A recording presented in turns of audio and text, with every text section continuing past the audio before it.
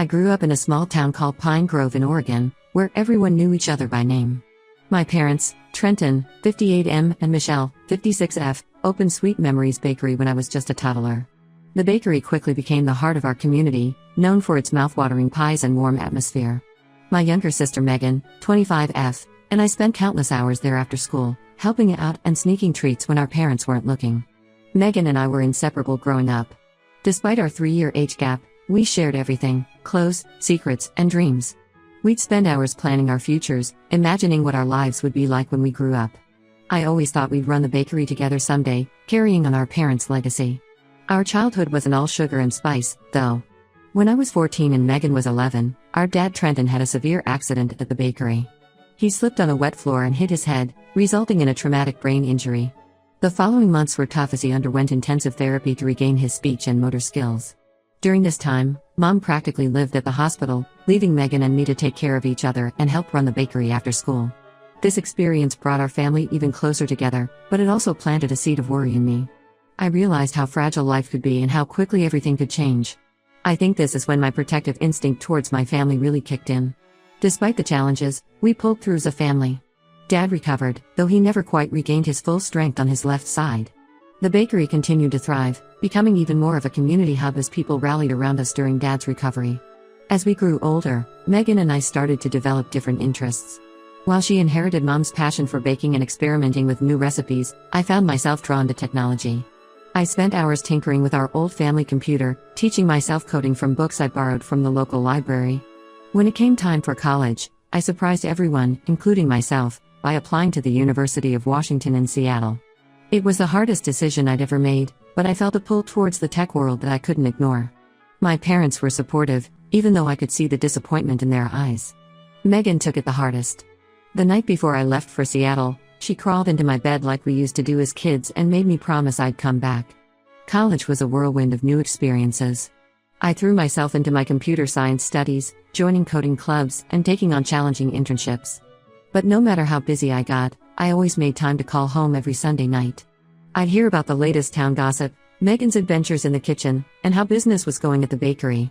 After graduation, I landed a job at Technocrat, a rising star in the Seattle tech scene. The work was challenging and exciting, pushing me to grow in ways I never imagined. But as I climbed the corporate ladder, my visits home became less frequent. I'd make it back for major holidays and the occasional long weekend, but it never felt like enough. It was at Technocrat that I met Zeke, 30M. He was brilliant, ambitious, and charming, everything I thought I wanted in a partner. We bonded over our shared love of coding and our drive to succeed. Zeke came from a wealthy family in San Francisco, and his upbringing couldn't have been more different from mine. While I grew up in an apron covered in flour, he grew up in tailored suits attending charity galas. Our whirlwind romance swept me off my feet. We got married after 2 years of dating in a lavish ceremony that Zeke's parents insisted on throwing. My family seemed out of place amidst the glitz and glamour, but they put on brave faces for my sake. The first cracks in our relationship started to show when Zeke and I visited Pine Grove for Christmas the year after we got married. Zeke seemed uncomfortable with the small-town atmosphere, making snide comments about the lack of fine dining options and the outdated technology at the bakery. I brushed it off as culture shock, hoping he'd warm up to my hometown eventually. But as time went on, Zeke's attitude towards my family and background didn't improve. He'd make excuses to skip visits to Oregon, and when he did come, he'd spend most of the time on his phone or complaining about the slow internet. I found myself caught between two worlds, trying to balance my life in Seattle with my roots in Pine Grove. Despite the growing tension, I tried to make it work. I threw myself into my career, earning promotions and accolades at Technocrat. Zeke and I bought a beautiful condo in downtown Seattle with a view of the Space Needle. From the outside, we looked like the perfect power couple. But something was always missing. I missed the warmth of the bakery, the smell of fresh bread in the morning, and the sound of Megan's laughter as we experimented with new recipes. I tried to fill the void by sending care packages filled with Seattle's finest coffee and artisanal chocolates to my family, but it wasn't the same as being there. Then, about a year ago, I received the call that would change everything.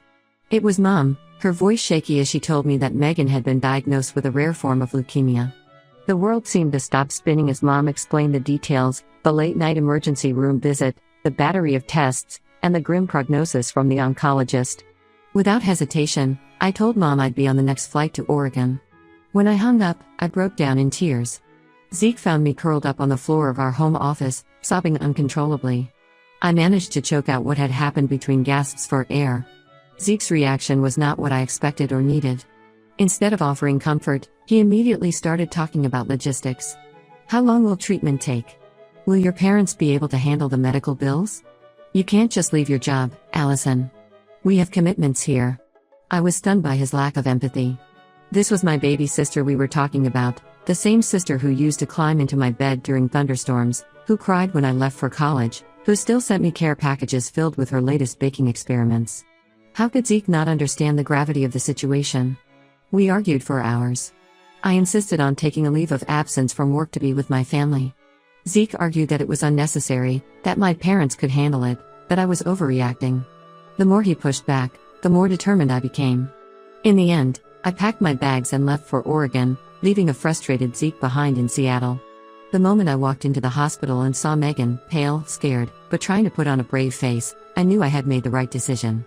The next few months were a blur of hospital visits, chemotherapy sessions, and long nights at the bakery trying to keep the business afloat while my parents focused on Megan. I fell back into the rhythm of small-town life, reconnecting with old friends and rediscovering the simple joys of my childhood home. Zeke and I talked sporadically, our conversations strained and uncomfortable. He'd ask about Megan's condition in a detached way, then quickly shift to talking about work or our condo or the latest tech news. It felt like we were speaking different languages. As weeks turned into months, I found myself re-evaluating everything: my career, my marriage, my priorities. The ambitious tech executive I had become in Seattle felt like a stranger compared to the small-town girl who found comfort in the warmth of a kitchen and the strength of family bonds. Yesterday, I received a call from my boss at Technocrat. The company is going through a restructuring, and my position is being eliminated. They offered me a different role, but it would require me to return to Seattle immediately. The old me would have jumped at the opportunity, seeing it as a chance to prove myself in a new challenge. But now, as I watch Megan fight for her life and see the toll it's taking on our parents, I'm not sure I can leave. The thought of returning to Seattle, to a husband who doesn't understand the importance of family, to a job that suddenly seems less fulfilling, makes me feel hollow inside. Zeke thinks I'm being irrational, that I'm throwing away everything we've built together. Maybe he's right. Maybe I'm sacrificing my career and my marriage for my family. But sitting here in the quiet of my childhood home, listening to the familiar creak of the floorboards and the distant hum of the bakery ovens, I can't bring myself to leave. I feel like I'm standing at a crossroads, and whichever path I choose, I'll be leaving something important behind. Am I wrong for wanting to stay with my family? Should I prioritize my career and marriage over my family's needs? How do I reconcile the person I've become with the person I used to be? I'd appreciate any advice or perspectives as I try to navigate this impossible situation. Update 1, it's been a month since my last post, and I want to thank everyone for their thoughtful advice and support. Your words have been a source of comfort during this challenging time. After much soul-searching and many sleepless nights, I made the difficult decision to stay in Oregon with my family. I turned down the new position at Technocrat, knowing full well that it might significantly impact my career trajectory. But watching Megan's brave battle with leukemia and seeing the toll it's taking on my parents, I couldn't bear the thought of leaving them to face this alone. When I called Zeke to inform him of my decision, his reaction was even worse than I had anticipated. He accused me of being selfish and short-sighted, saying I was throwing away everything we had worked for. "You're choosing your past over our future, Allison," he said, his voice cold and distant. We argued for hours, rehashing old grievances and bringing up issues I thought we had long since resolved. In the heat of the moment, Zeke revealed that he had been offered a prestigious position at a cutting-edge AI firm in New York City. He hadn't mentioned it before because he assumed I'd be returning to Seattle soon. Now, he said, he was seriously considering taking the job, with or without me. His words felt like a slap in the face. I realized that while I had been agonizing over this decision, losing sleep and feeling torn between my two worlds, Zeke had been making plans that didn't necessarily include me. It was a painful revelation, one that forced me to confront the growing distance between us. In the weeks that followed, Zeke and I barely spoke. He sent a few terse text messages asking about Megan's condition, but that was it. Meanwhile, I threw myself into helping my family. Megan's treatment was grueling, but she was fighting with everything she had. I spent most of my days either at the hospital with her or helping my parents at the bakery. Being back at Sweet Memories Bakery stirred up a mix of emotions. On one hand, it felt like coming home. The familiar scent of freshly baked bread, the sound of the old cash register, the warmth of the ovens, it all brought back a flood of childhood memories. On the other hand, it was painful to see how much my parents had aged in the short time I'd been away. The stress of Megan's illness had taken its toll, leaving them looking tired and worn. I found myself slipping back into my old role, waking up at dawn to help Dad with the morning bake, then heading to the hospital to sit with Megan during her treatments. In the evenings, I'd return to the bakery to help close up and do the books. It was exhausting, but it felt right. For the first time in years, I felt like I was exactly where I needed to be. One particularly tough day, after a grueling chemo session that left Megan weak and nauseous, I broke down in the hospital parking lot. As I sat in my car, sobbing uncontrollably, I felt a sudden urge to call Zeke. I wanted him to comfort me, to tell me everything would be okay. But as I reached for my phone, I realized with a pang that Zeke wasn't the person I could turn to anymore. Instead, I called my childhood best friend, Emma, who lived a few towns over. She arrived at the hospital within an hour, armed with hugs and my favorite comfort food from the local diner. It was during a late-night chat with Emma, over lukewarm coffee in the hospital cafeteria, that I received an unexpected call from my old boss at Technocrat. She told me about a new remote position that had opened up in the company. It would allow me to work from anywhere, including Oregon. The role aligned perfectly with my skills and experience, and for the first time in weeks, I felt a glimmer of hope. Excited about this new opportunity, I called Zeke to share the news. I hoped it might help bridge the growing gap between us. His response left me cold. "That's convenient," he said, his voice dripping with sarcasm. "Now you can have your cake and eat it too, right? Play the devoted daughter and sister while keeping your career on the back burner." His words stung, but they also provided clarity. I realized that the man I married couldn't understand or support the most fundamental part of who I am, my love and commitment to my family. The ambitious, career-driven woman he fell in love with in Seattle was only one facet of my personality. There was another part of me, the small-town girl who found joy in simple pleasures and drew strength from family bonds, that Zeke had never fully accepted or understood. As our call ended, Zeke dropped another bombshell. He had decided to accept the job in New York. He gave me an ultimatum: either I move to New York with him, leaving my family behind, or we end our marriage. "I can't put my life on hold while you play Florence Nightingale in Oregon," he said. "I love you, Allison, but I won't let you hold me back." Now, I find myself facing an impossible choice. Do I try to salvage my marriage by moving to New York with Zeke, leaving my family when they need me most? Or do I stay in Oregon, knowing it will likely mean the end of my marriage? Megan's condition has stabilized somewhat, but she still has a long road ahead. My parents are grateful for my help, and I know they're counting on me. The remote job offer from Technocrat provides a potential solution to my career concerns. But I can't help feeling guilty about the strain on my marriage. As I write this update, sitting in my childhood bedroom surrounded by memories of a simpler time, I feel both lost and found. Lost in the sense that the future I had planned with Zeke seems to be slipping away.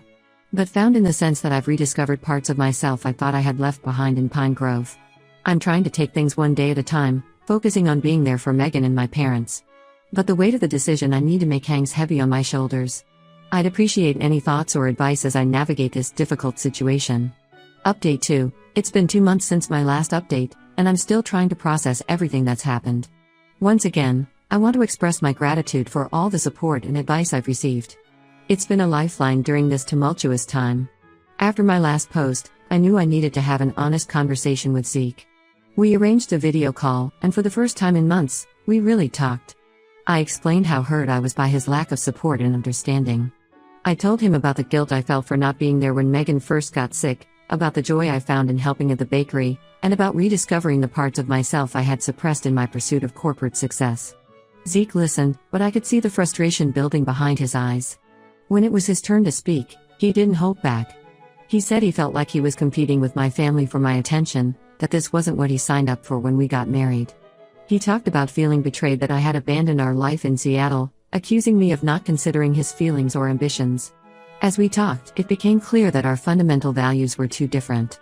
Zeke couldn't understand why I'd sacrificed my career for my family, and I couldn't comprehend how he could be so dismissive of my sister's illness and my family's needs. In a last-ditch effort to save our marriage, we agreed to try couples counseling. We had a few sessions over video call with a therapist recommended by a friend. While it helped us communicate better, it also brought our differences into stark relief. The therapist asked us to envision our ideal future together, and we realized that our visions were completely incompatible. The final blow came when Zeke announced that he had accepted the job in New York. He hadn't even consulted me before making the decision. He gave me an ultimatum: Either I move to New York with him within the next month, or we get a divorce. It was a painful moment, but it brought a strange sense of clarity. I realized that our marriage had been over for a while, and we were just going through the motions. The ambitious couple who had once dreamed of conquering the tech world together no longer existed. With a heavy heart, I told Zeke that I would not be moving to New York. I chose to stay in Oregon, with my family and the life I had rediscovered. Zeke and I are now in the process of getting divorced. It's been hard, but I know it's the right decision for both of us. We're trying to keep things amicable, but there's a lot of hurt on both sides. Dividing our assets and untangling our lives has been a painful process, bringing up memories of happier times and reminding us of the future we once imagined together. On a brighter note, Megan's condition has improved significantly. Her latest tests show that the cancer is responding well to treatment. Seeing her smile again after months of pain and uncertainty has reinforced that I made the right choice in staying. There's still a long road ahead, but for the first time since her diagnosis, we're allowing ourselves to feel hopeful. My remote job with Technocrat is going well. I've set up a small office in my old bedroom, surrounded by posters and mementos from my teenage years. It's a strange juxtaposition, writing code and attending virtual meetings in the same space where I used to dream about leaving Pine Grove. But it feels right, like I found a way to bridge my two worlds. When I'm not working, I've settled into a routine of helping out at the bakery. Mom and Dad are grateful for my support, and I feel more connected to my roots than ever before. We've even started talking about ways to modernize the bakery's operations, blending my tech skills with their baking expertise. I'm taking this time to rediscover myself outside of my marriage. It's scary but also exciting. I'm learning to be okay with being alone and focusing on what truly matters to me. I've reconnected with old friends from high school, joined a local book club, and even started taking guitar lessons, something I've always wanted to do but never found the time for in my busy Seattle life. As for the future, I'm not sure what it holds. But for now, I'm content knowing that I'm exactly where I need to be, surrounded by the people who love and support me unconditionally. Update 3. It's been 6 months since my last update, and I wanted to share some final thoughts on this chapter of my life. The divorce with Zeke was finalized last month. It was a bittersweet moment, the end of a relationship I once thought would last forever, but also the beginning of a new phase in my life. We managed to keep things civil, dividing our assets without too much conflict. Zeke has moved to New York, and from what I've heard through mutual friends, he seems to be thriving in his new job. We occasionally exchange polite emails, mostly about administrative things related to the divorce, but that's about it. Megan's health has continued to improve. Her doctors are cautiously optimistic about her prognosis. She's regained much of her strength and her spirit is brighter than ever. Seeing her laugh and joke around like she used to has been the greatest gift. She's even started helping out at the bakery again, much to our parents' delight. Watching her frost cupcakes with the same determination she's shown in fighting her illness fills me with an indescribable mix of pride and relief. The bakery has undergone some exciting changes. With my tech background and my parents' baking expertise, we've been able to modernize the business in ways I never imagined when I was younger. We've launched an online ordering system and started offering nationwide shipping for our most popular items. It's been amazing to see Sweet Memories Bakery grow beyond the borders of Pine Grove. Dad jokes that we're becoming the Amazon of pies, which always makes Mom roll her eyes affectionately. My remote job continues to go well. I found a good balance between my tech work and my commitments to the bakery and my family. The skills I honed in Seattle have proved invaluable in helping our family business adapt to the digital age. Recently, I've been approached about a potential promotion that would involve leading a team of remote workers. It's an exciting opportunity that would allow me to grow professionally while still remaining in Pine Grove. On a personal note, I've started dating again. Nothing serious yet, but it's nice to know that there are people out there who share my values and understand the importance of family. I've been seeing a guy named Alex, 31M, who runs a local organic farm. He's kind, down to earth, and gets along great with my family. It's too early to tell where things might go, but for the first time in a long while, I'm excited about the possibility of a new relationship. Looking back, I realize that the crisis with Megan and the subsequent fallout with Zeke, while painful, led me to where I truly belong. I've reconnected with my roots, strengthened my bond with my family, and discovered a resilience in myself that I never knew I had. The ambitious career woman I was in Seattle and the small-town girl I used to be have finally found a way to coexist harmoniously. Pine Grove feels different now. It's no longer the place I was eager to escape from in my youth, nor is it the quaint, backward town that Zeke perceived. Instead, it's become a place of possibility, where tradition and innovation can coexist. The lessons I've learned and the growth I've experienced have shown me that you don't have to choose between your roots and your ambitions. With some creativity and determination, you can find a way to honor both. As I write this final update, I'm sitting in the bakery, the smell of freshly baked bread filling the air. Megan is laughing with a customer, Mom is experimenting with a new recipe, and Dad is proudly showing off our new website to a regular. This is home, in all its messy, wonderful complexity. I don't know what the future holds, but I'm no longer afraid of it. I'm ready to face whatever comes next, knowing that I have the strength of my family behind me and the lessons of the past to guide me. To anyone facing a similar situation, I want to say this: trust your instincts. Don't let anyone make you feel guilty for prioritizing the people and values that matter most to you. Sometimes, the hardest decisions lead to the most unexpected and rewarding paths. Thank you all for being part of this journey with me. Your support and advice have meant more than you know.